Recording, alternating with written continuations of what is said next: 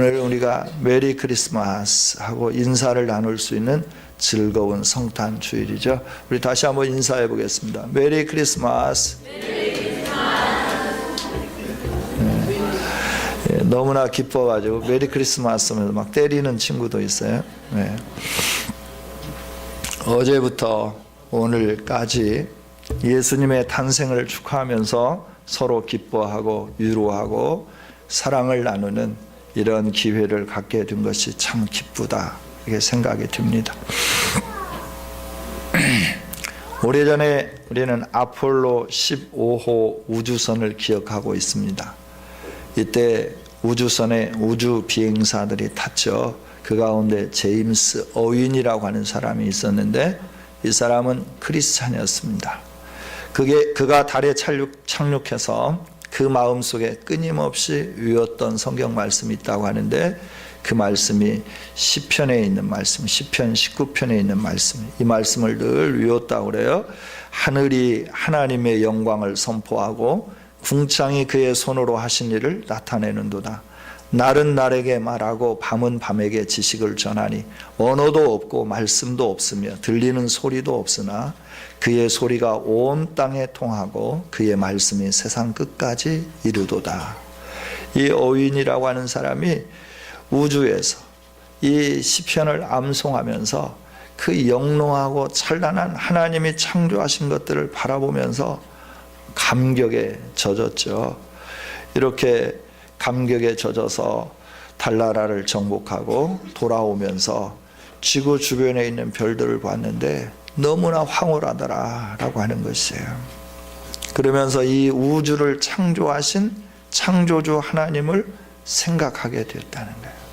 우리가 이 지구에서 창조주 하나님을 생각할 때는 그렇게 권능 있게 보이지 않는데 우주 공간에 떠서 온 이 지구를 바라다보고 여러 행성들을 바라다보면서 창조주 하나님을 기억해 보니까 너무너무 감격스럽더라 하는 것이죠. 그러면서 이제 임무를 마치고 내려오면서 창가에 보이는 지구를 바라보게 되었죠. 공 같은 자그마한 별 하나가 보였는데 그게 바로 지구였고, 축구공만한 별이 눈앞에 아름답게 비춰지게 되었는데 그것을 바라보면서 어윈의 마음속에 요한복음 3장 16절이 생각이 났다고 그래요. 하나님이 세상을 이처럼 사랑하사 독생자를 주셨으니 이는 저를 믿는 자마다 멸망하지 않고 영생을 얻게 하려 하심이라. 이 말씀이 생각나서 그가 기도를 했대요. 하나님이시여, 저 축구공만한 지구를 하나님께서 무엇 때문에 특별한 관심을 가지셨습니까? 이 우주 안에는 수억만 개의 별이 있는데 그 별들 가운데 가장 작은 것 중에 하나라고 할 수 있는 저 지구, 그리고 저 속에서 우글거리고 살고 있는 인간을 하나님이 특별히 기억하시고 사랑하셔서 자신이 사람이 되어 지구 속으로 들어오셨다니, 그래서 우리를 구원하셨다니, 저 지구가 어찌 그렇게 하나님의 눈에는 아름답고 위대하게 보이신 것입니까? 어찌 그리 크게 보이신 것입니까? 이렇게 읊조리면서 이런 생각을 하면서 하나님의 은혜에 감격했다, 이런 고백이 있습니다. 우리가 지구 안에서 생각하던 하나님의 말씀과 또 우주에 올라가서 하나님의 말씀을 기억할 때 다른 차원의 감동이 올 수밖에 없죠. 우리는 평평한 땅만을 보잖아요. 높은 곳에 올라가서 보면 그 아름다운 영롱한 그 별빛을 보면서 하나님이 하신 말씀이 얼마나 감격으로 돌아오는지 우리가 경험해 보아서 보지 못해서 알지 못하지만 제임스 어윈은 이걸 경험하고 그렇게 고백을 했다 하는 겁니다. 오늘 주님이 세상에 태어나신 성탄을 기념하면서 하나님께 경배하는 주일입니다. 예수님이 이 세상에 태어나셨다는 말은 엄밀하게 말하면 하나님 자신이 사람으로 세상에 오셨다는 말입니다. 하나님이 탄생하셨다 하는 말이죠. 예수님과 하나님은 원래 본체가 하나이시죠. 빌립보서 2장에 있는 말씀처럼 예수님이 하나님과 원래 동등된 분인데 그걸 취할 것으로 여기지 않고 종의 형체를 가지고 이 세상에 오셨다라고 말씀하시죠. 그러니까 예수님은 하나님과 원래 본체가 하나이기 때문에 한 하나님이시죠. 그 하나님이 세상에 오셨다는 거예요. 말로 표현하는 것뿐만이 아니라 사실 하나님 자신이 이 세상에 사람의 몸을 입고 오신 것이 성탄절이죠.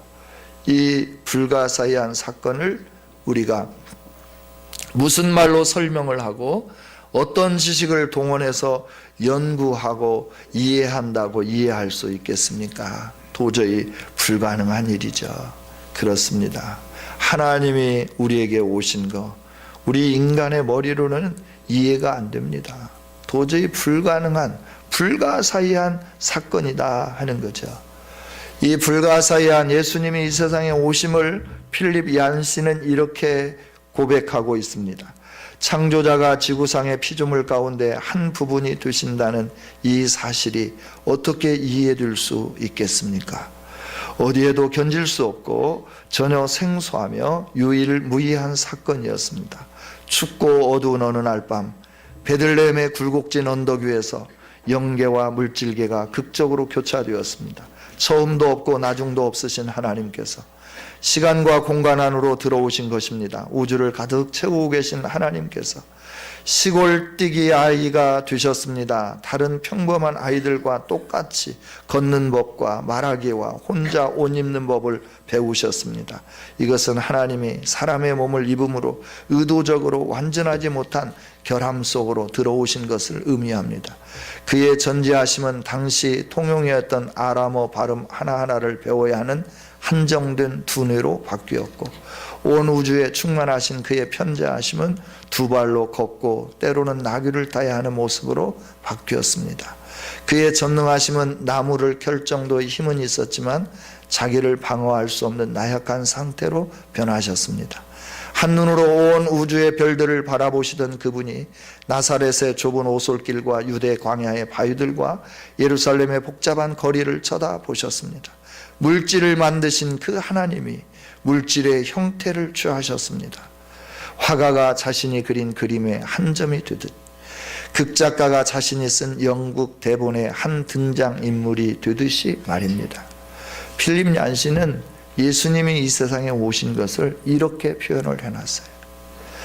극작가가 자기가 연출하는 연극 대본의 한 등장인물이 되듯이 예수님이 온 우주 만물을 창조하시고 능력 있으신 그분이 이 세상에 오셔서 어리석은 인간처럼 말을 배워야 되고 더듬더듬 걷기 시작해야 되고 또 옷 입는 법을 배워야 되고 살아가는 방법을 체득하면서 이렇게 사셨다 하는 것이죠. 여러분, 우리 예수님이 이 세상에 오신 것은 엄청난 일입니다.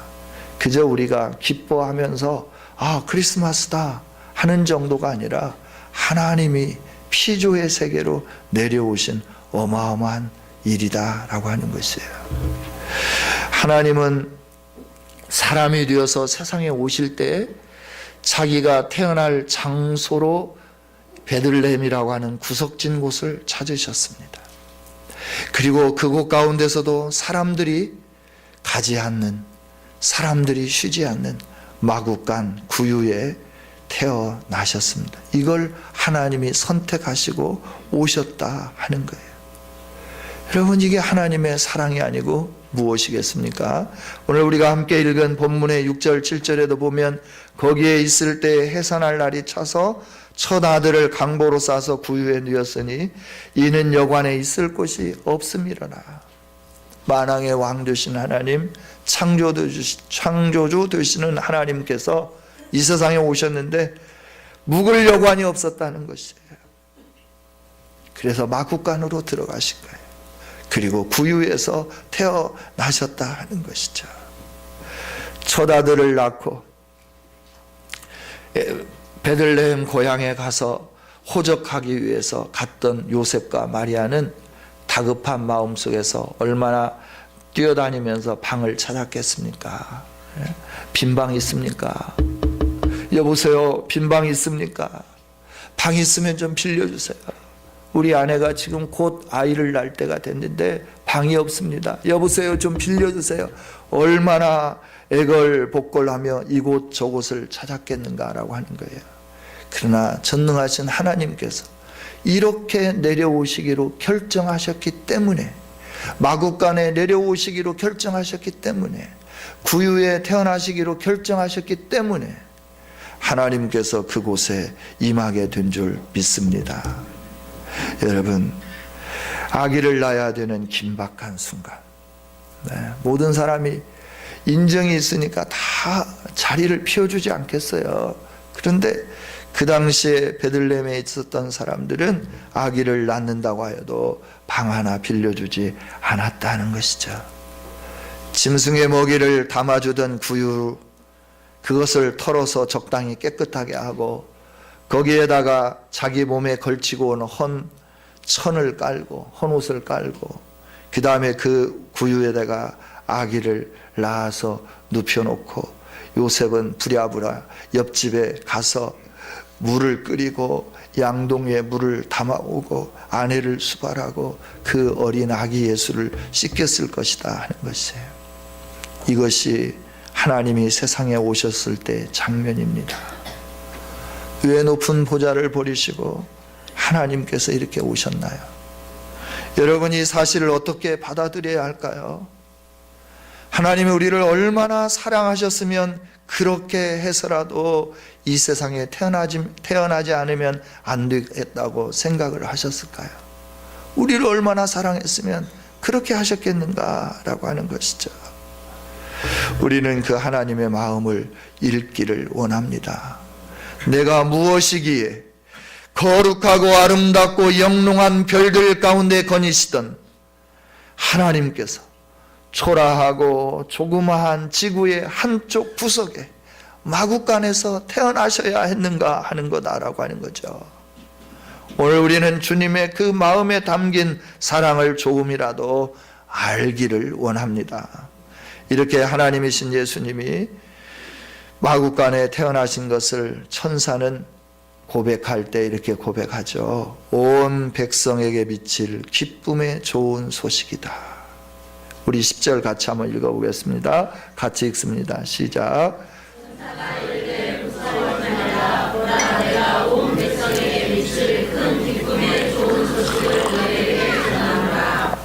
아멘. 온 백성에게 미칠 큰 기쁨의 좋은 소식을 너희에게 전하노라.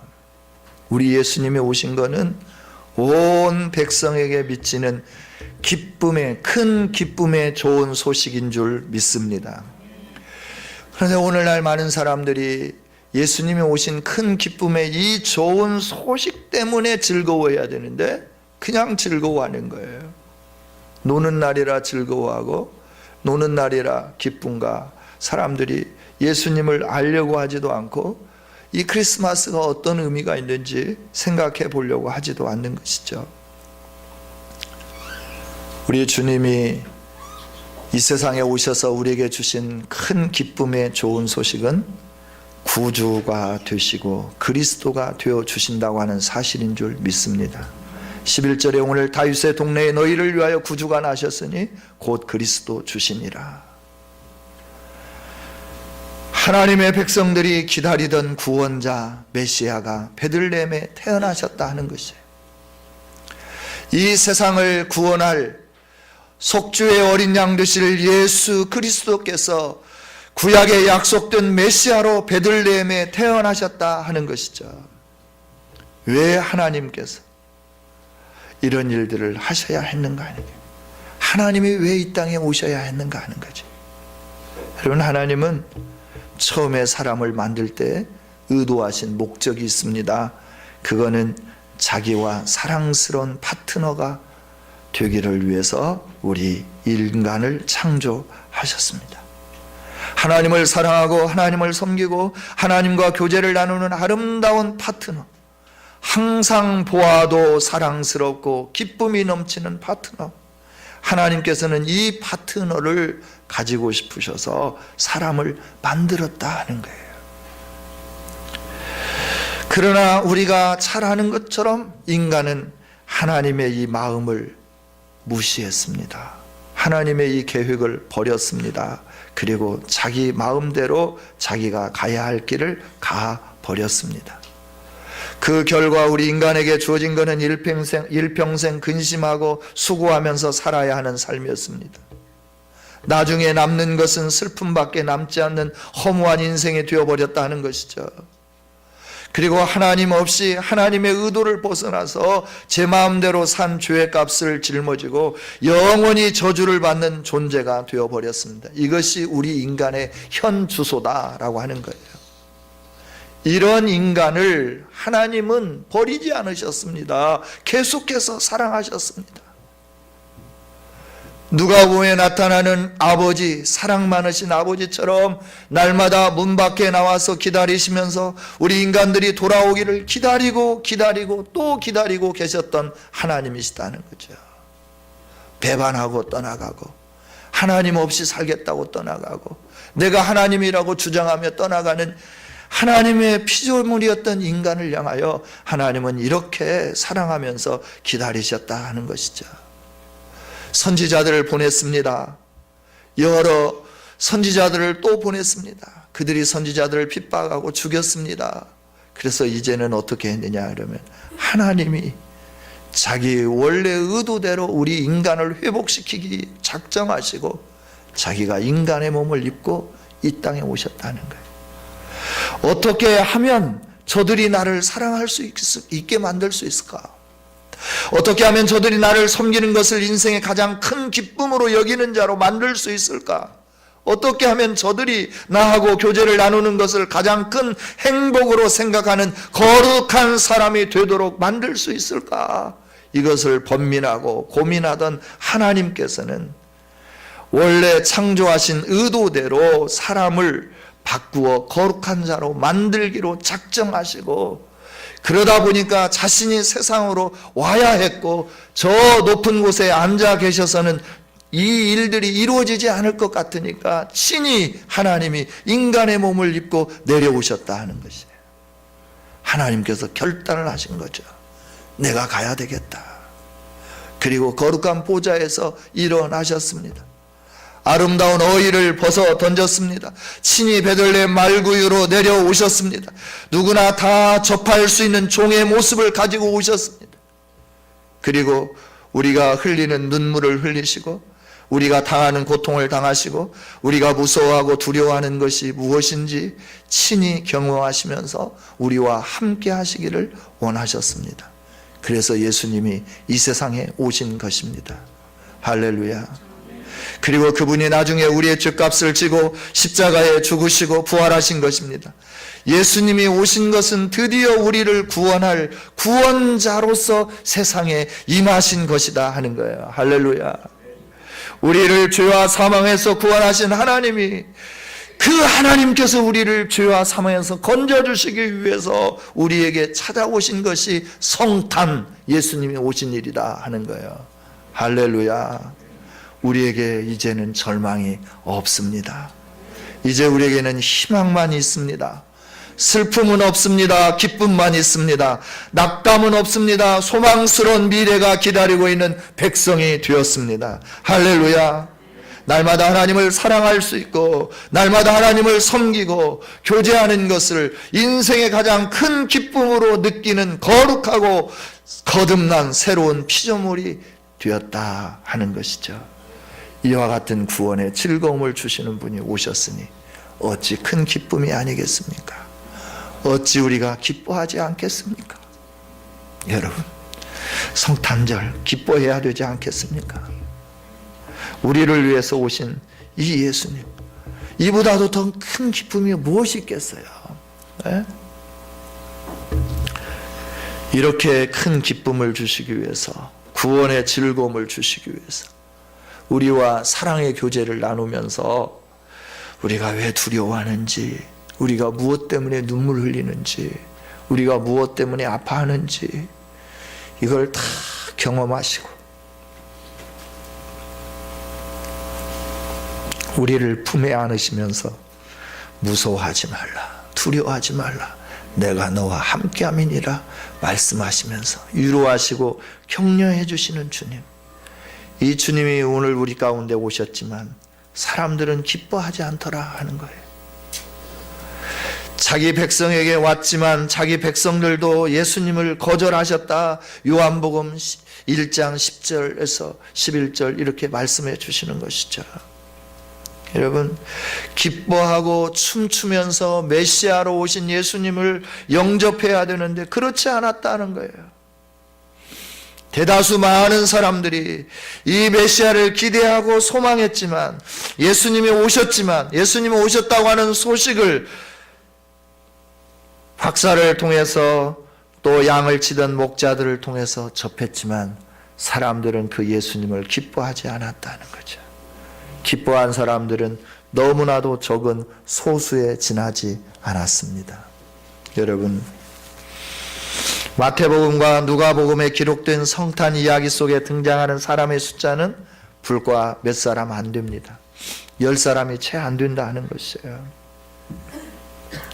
성탄의 이 사건에 등장하는 사람들을 보고 누가 구주로 오신 하나님이신 예수님을 기뻐할 수 있으며 영접할 수 있는가에 대한 대답을 얻을 수 있을 겁니다. 성탄에 등장하는 사람들, 어떤 사람들인가요? 오늘 본문에는 목자가 등장을 합니다. 목자, 당시에 세상에서 사람들에게 인정받지 못한 사람들입니다. 가난한 자들이고 집합진 자이고 실패한 자이고 병든 자이고 어쩌면 죄인으로 몰린 사람들입니다. 이런 사람들이 예수님을 영접하고 그가 오심을 기뻐했습니다. 예수님의 길을 예비하기 위하여 6개월 전에 왔던 세례 요한의 부모 사가랴와 엘리사벳 살펴봅시다. 제사장이긴 했지만 평범한 무명의 제사장이었습니다. 평생에 자식이 없어서 외롭게 살았습니다. 죽는 날 기다리다가 노구를 이끌고 사는 사람들이었습니다. 세상적으로 보면 자랑할 것이 하나도 없는 사람들입니다. 예수님을 이 세상에 오시도록 하는데 쓰임받은 요셉이라고 하는 사람과 마리아라고 하는 처녀를 생각해 봅시다. 이들은 10대 후반이나 20대 초반의 아주 젊은 나이에 약혼한 사이였습니다. 이들이 약혼하면서 가지고 있는 꿈은 아마 소박했을 겁니다. 평생 목공소를 경영하면서 우리 가정을 아름답게 꾸려가보자, 이런 평범한 생각을 가진 시골뜨기 청년들이었다는 것이죠. 나사렛은 갈릴리의 63개의 마을 가운데 그 이름이 끼지 못하는 아주 척박한 땅입니다. 후진 곳입니다. 별 볼 일이 없는 곳입니다. 그런데 거기에서 한평생 살다가 가려고 하는 젊은이들, 세상적으로는 자랑할 것이 전혀 없는 사람들, 그들이 예수님을 만나고 예수님을 만나는 기쁨의 감격을 가지고 살았다 하는 거예요. 예수님의 탄생 소리를 듣고 찾아온 목자들, 당시의 목자의 직업을 가진 사람은 천민이었습니다. 남의 양떼를 밤새 지켜주는 것을 생업으로 삼는 사람들입니다. 오늘 말하면 자기 이름 석자도 제대로 쓸 수 없는 사람들이었습니다. 성전에 가서 예배 드릴 때에도 안마당에 들어갈 수 없어서 바깥마당에서 서성거리다 돌아와야 하는 아주 낮은 신분의 사람들이었습니다. 이런 사람들이 예수님을 만났습니다. 그리고 기쁨의 소식을 누리게 되었습니다. 나중에 예수님의 탄생을 사람들 앞에 자랑하고 좋아하던 시몬이란 선지자, 안나라고 하는 여선지자를 한번 보십시오. 그들도 다 초라한 삶을 산 사람들입니다. 평생을 외롭게 산 사람들입니다. 안나 여선지자는 결혼하고 7년 만에 홀 부인이 되었습니다. 그리고 84년을 외롭게 살았습니다. 혈육 없이 성전에서 날마다 심부름이나 해주고 기도하고 먹을 것이 없으면 금식하는 그런 여인이었습니다. 그런데 이 몇몇 사람만이 예수님이 세상에 오실 때 환영하고 기뻐했다는 말입니다. 모두가 어떤 사람들입니까? 세상적으로 말하면 천대받는 사람, 무시당하는 사람, 세상에 소망이 없고 자랑할 만한 것이 없는 사람들이었습니다. 이런 사람들이 예수님을 영접하고 기뻐했습니다. 이후에 예수님의 복음을 전할 때 예수님을 따라다닌 사람들도 주로 이런 사람들 아닙니까? 갈릴리에서 고기 잡는 사람들, 사람들에게 인정받지 못하고 세관에 앉아서 세금을 걷던 사람들, 이런 사람들이 주로 예수님을 따르는 사람들이었고 예수님을 만나는 사람들이었다는 거예요. 그러나 이들에게 가슴에는 직업은 초라했지만, 가진 것은 없었지만, 사람들에게 업신여김 받고 천대를 받았지만 그들의 가슴은 하나님이 보내주실 메시아를 열망하는 열망의 마음으로 가득 채워져 있었다 하는 거예요. 할렐루야. 시므온이 그래서 고백하잖아요. 주여, 이제는 이 종을 편히 갈 수 있도록 놓아주시니 감사합니다. 구원을 열망했던 시므온, 아기 예수님을 손에 받아들고 축복하면서 그가 고백하는 고백이, 하나님, 이제는 내 인생을 편히 가게 해주셔서, 내 인생으로 편히 하나님께 가게 해주셔서 감사합니다, 이렇게 고백했다는 거예요. 할례를 받으러 예루살렘에 올라갔습니다. 할례식을 할 때 거기에 많은 제사장들도 있었을 겁니다. 거기에 서기관들과 율법사들도 있었을 겁니다. 그러나 그들이 할례 받으러 온 예수님이 메시아임을 시므온이 증거하고 안나 여선제자가 증거하고 함께 예루살렘 성전에 올라왔던 많은 사람들이 그들의 증언을 들었음에도 불구하고 그들이 예수님을 모시고 그들이 예수님으로 인하여 기뻐하고 감격스러워하고 하나님께 영광 돌리며 찬양하지 못했더라라고 하는 거예요. 신부는 비록 약했지만, 신부는 비록 천했지만 하나님의 약속을 기다리는 이 사람들에게 예수님이 찾아오셨고 그들이 그 사람들 마음속에 기쁨을 가져다 주신 줄 믿습니다. 여러분, 우리가 예수님을 사모하면서 사는 아름다운 성도들이 되기를 원합니다. 우리나라에 복음이 처음 들어왔을 때 먼저 복음을 받아들인 사람들이 어떤 사람들입니까? 벼슬하던 사람들이 아닙니다. 갑부들이 아닙니다. 유교의 학자들이 아니었습니다. 한두 명은 그 중에 끼어 있었겠지만 대부분 사람들은 세상적으로 기댈 언덕이 없는 사람들이었어요. 그저 하루하루 살던 사람들이 예수님을 받아들이고 그로 인해서 이 땅 가운데 이렇게 복받는 나라로 세워지게 된 줄 믿습니다. 자, 마부로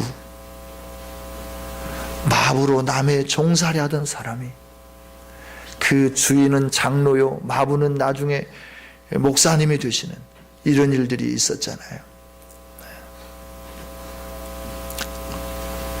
저도 목사가 된 것은 저희 아버지가 어려서 예수님을 믿었기 때문이죠. 할아버지가 일찍 돌아가시면서 아버지의 유산을 주셨지만 아버지가 너무나 어리기 때문에 그 유산을 큰아버지들이 관리를 하셨죠. 동생을 위해서 잘 관리하고 나중에 더 많은 걸 주시려고 하셨죠. 그런데 사업에 실패하고 여러 가지 하다 보니까 동생 것까지 다 써버리신 거죠.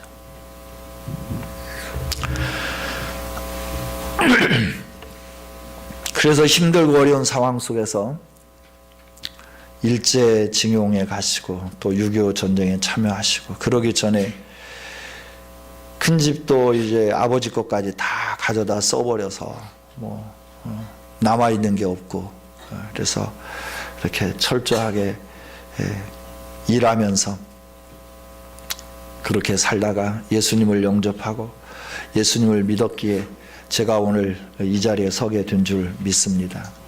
우리 아버지가, 할아버지가 물려주신 그 많은 논들, 그 많은 땅덩어리들 가지고 있었다고 하면 아마 예수님을 안 믿었을 것이 분명해요. 그냥 힘들고 어려운 상황 속에서 사랑을 베풀어 주시는 사람들의 손길에 이끌려 교회 가게 되었고, 그로 인해서 예수님을 믿었어요. 성도 여러분, 우리가 세상에서 성공하는 것도, 잘 사는 것도, 부유하게 사는 것도 아름다운 것입니다. 하나님이 주신 복 중에 하나입니다. 사람의 선망의 대상이 되고 인기를 누리고 또 사람들에게 유명해지는 것 좋은 것입니다. 그렇지만 우리가 한 가지는 분명히 알기를 원합니다.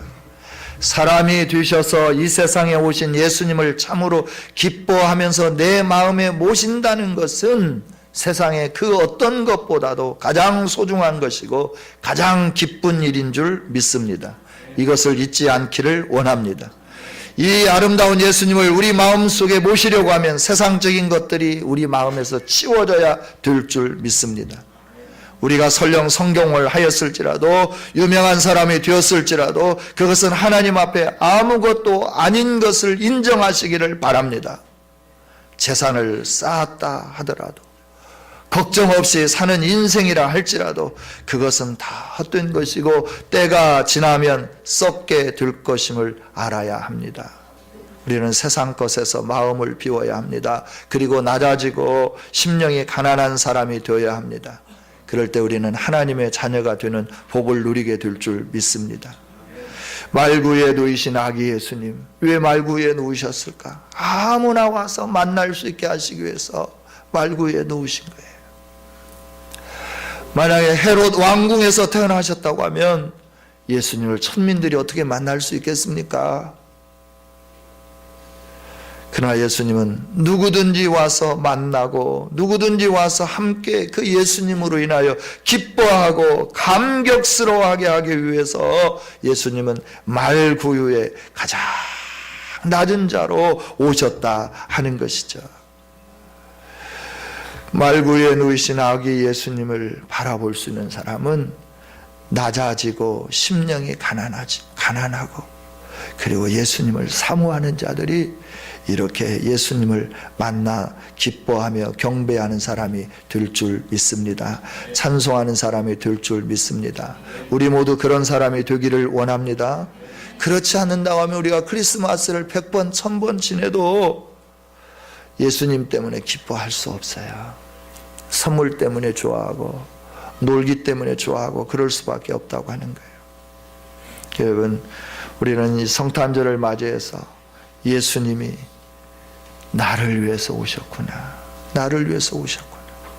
나에게 깨어져 버린 하나님의 원래 창조했던 의도를 다시 회복시켜서 하나님의 신실한 사랑스러운 어여쁜 자가 되게 하기 위해 예수님이 창조주 하나님이 낮은 피조 세계로 나를 위해서 직접 오셨다고 하는 이 사실로 기뻐하고 감격하는 우리 모두가 되기를 원합니다.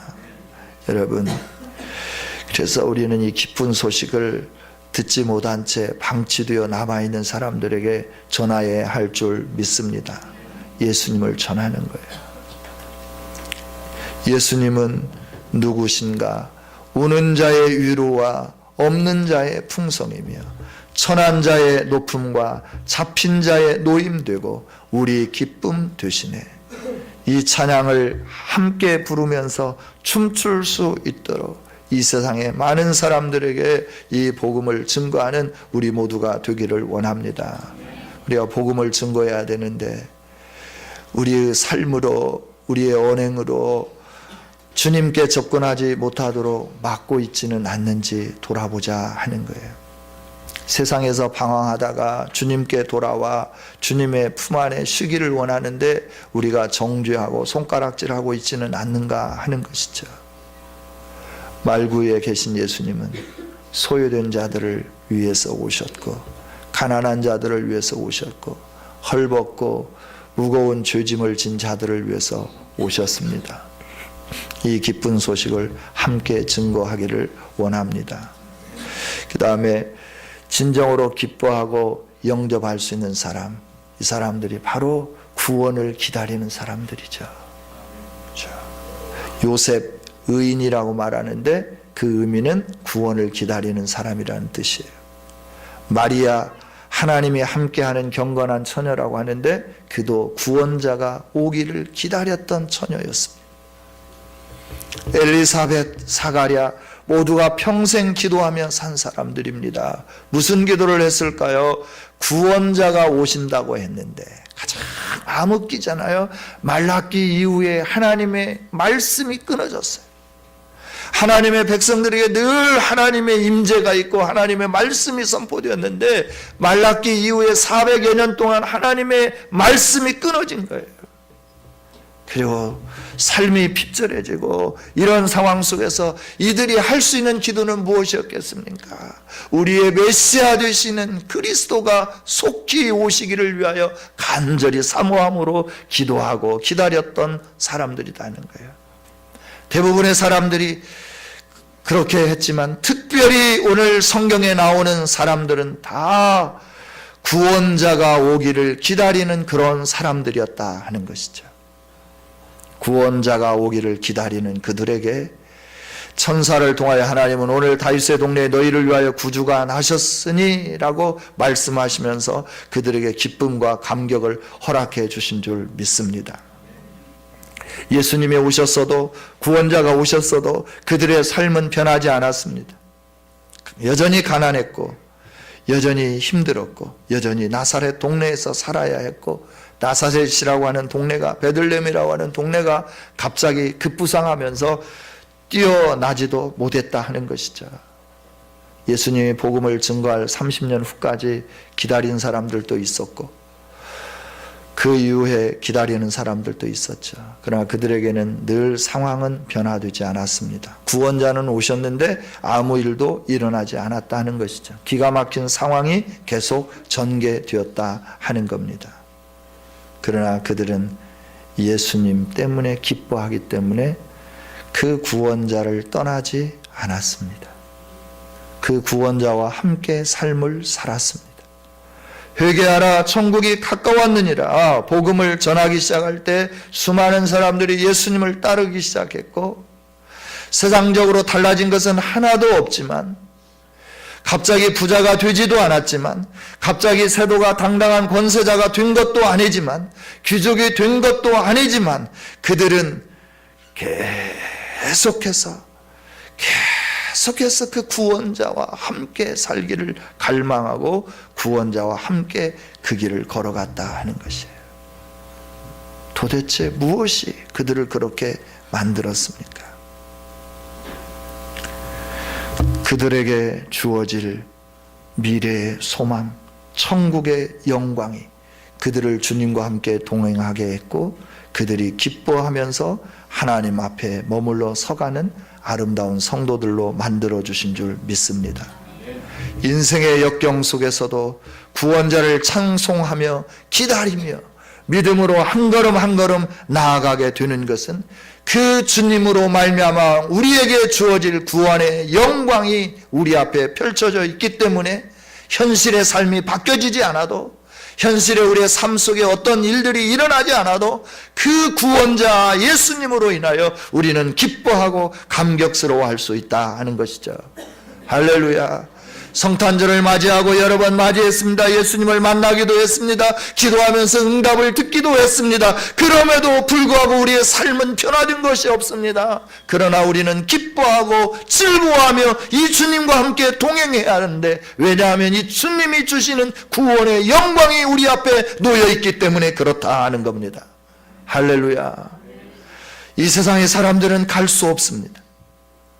그러나 오늘 우리는 갈 수 있습니다. 예수 그리스도 안에 있는 저와 여러분의 이 구원의 산 소망 안에 하나님이 예배 놓으신 영광스러운 나라에 들어갈 수 있다 하는 것이죠. 그래서 우리는 역경 속에서도 구원자를 찬송하는 겁니다. 그 구원의 주님이 다시 오실 날을 기다리면서 나아가는 것입니다.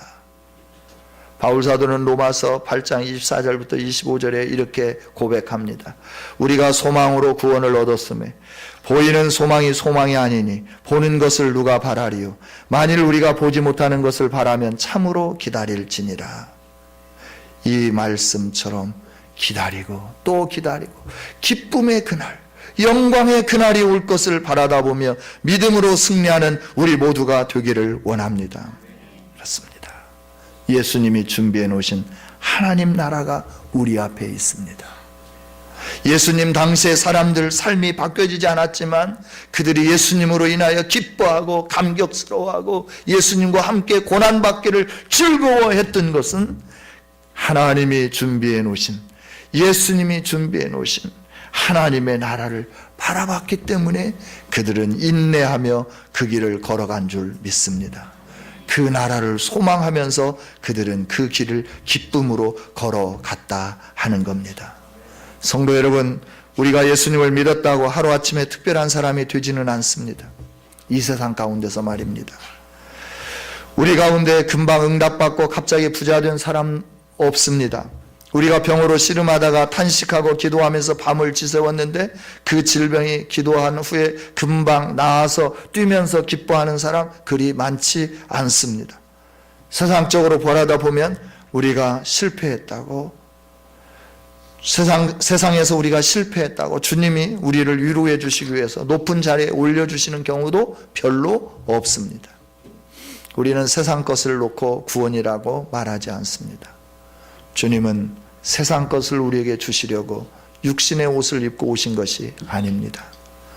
세상 것은 아침에 피었다가 지는 꽃과 같습니다. 아무리 아름답고 영화로운 것이라도, 아무리 사람들의 시선을 집중시키는 것이라도, 우리의 마음을 황홀하게 만드는 기쁨이라 할지라도 그것은 아침에 끼었다가 사라지는 안개와 같이 다 사라지고 없어질 것들일 뿐입니다.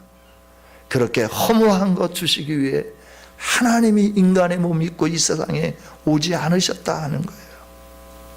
하나님이 인간의 몸을 입고 오신 까닭은 영원한 것, 없어지지 않을 것, 하나님과 더불어 영원토록 누릴 그 영광을 주시려고 하나님이신 예수님이 사람의 몸을 입고 이 세상에 오신 줄 믿습니다.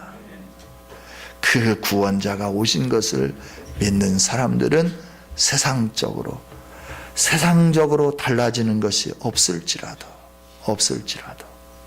예수님 때문에 기뻐하고, 우리 앞에 남아있는 좋은 날 때문에 기뻐하고, 우리 앞에 있는 하나님이 주실 복 때문에 기뻐하면서 소망 가운데 즐거워하며 사는 줄 믿습니다. 디모데전서 1장 15절처럼 미쁘도다 모든 사람이 받을 만한 이 말이요, 그리스도 예수께서 죄인을 구원하시려고 세상에 임하셨다 하였도다. 죄인 중에 내가 교수니라. 그리스도 예수께서 나 같은 죄인을 구원하려고 말구에 탄생하셨다 하였도다. 죄인 중에 내가 교수니라. 이렇게 바울은 고백하고 있습니다. 나를 위해서 오신 예수님, 세상에 잠깐 있다가 없어질 것을 주시기 위해서 오신 것이 아니라 영원한 것, 없어지지 않는 것, 하나님과 더불어 영원토록 누리며 기뻐하며 즐거워하며 감격스럽게 살 수 있는 이 영광을 주시기 위해 예수님이 오셨다는 거예요. 이 영광을 기다리면서 우리가 감격하고 기뻐하고, 우리가 하나님 앞에 바르게 신앙을 고백하면서 탄생하신 예수님 이 성탄절을 높이면서 찬양하면서 영광 돌릴 수 있는 우리 모두가 다 되어주시기를 주님의 이름으로 축원합니다. 하나님 감사합니다. 말씀을 주셔서 감사합니다. 이 말씀을 통하여 하나님이 왜 우리에게 오셨는지, 우리에게 오셔서 무엇을 주기를 원하셨는지 이 시간에 들었습니다. 깨닫게 하여 주시고, 이 말씀처럼 성탄을 기뻐하고 즐거워하는 우리 모두가 되게 하여 주시옵소서. 입으로만 메리 크리스마스가 아니라 정말 즐거운 성탄절입니다 라고 말할 수 있는, 가슴 깊은 곳에서부터 울려나오는 이 고백을 할 수 있는 우리들이 되게 하여 주시옵소서. 감사합니다. 이 말씀 따라 살게 하시고, 남은 생에 나에게 주신 이 은혜 무엇으로 보답할고 주님께 헌신하며 봉사하며 살아가는 우리 모두가 되게 하여 주옵소서. 아름답게 교회를 세우는 믿음의 성도들이 되게 하여 주옵소서. 예수님 이름으로 기도하옵나이다. 아멘.